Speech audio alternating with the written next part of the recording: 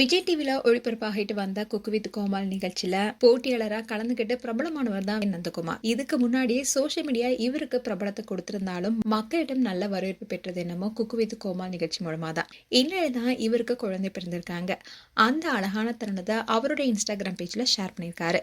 சென்னை அண்ணா பல்கலைக்கழகத்துல MBA படித்தவர் தான் நந்தகுமார். இவரு ஒரு கிராமத்து குடிசையில பிறந்து இந்த வாழ்க்கையில இருந்து எப்படியாவது முன்னேறணும்னு நினைச்சு இதுக்காக கஷ்டப்பட்டு படிச்சிருக்காரு. அதோட நல்ல வேலைக்கு போய் கை நிறைய சம்பாதிச்சு இருக்காரு. இப்படி இருந்த சூழலதான் சில ஆண்டுகளிலேயே மனநிறைவு கிடைக்காதனால திரும்பவும் கிராமத்துக்கே போனாரு.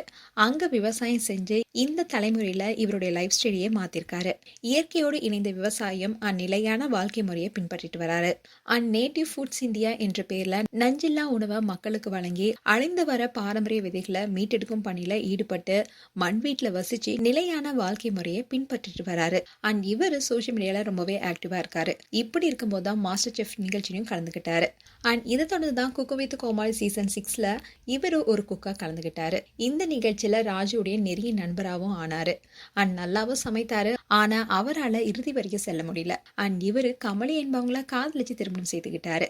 இந்த தம்பதி கொடைக்கானல மண் வீட்டுல தான் வசிச்சுட்டு வந்தாங்க. இப்படி இருக்க சொல்லதான் ரீசெண்டா கூட கமலிக்கு வளைகாப்பு சிம்பிளா பண்ணியிருந்தாங்க. அந்த வீடியோ கூட நந்தகுமார் அவருடைய இன்ஸ்டாகிராம் பேஜ்ல ஷேர் பண்ணியிருந்தாரு. இந்நிலைதான் நந்தகுமார் கமலி தம்பதி ஆண் குழந்தை பிறந்திருக்காங்க. அந்த அழகான போட்டோவை அவருடைய சோசியல் மீடியா பேஜ்ல ஷேர் பண்ணியிருக்காரு.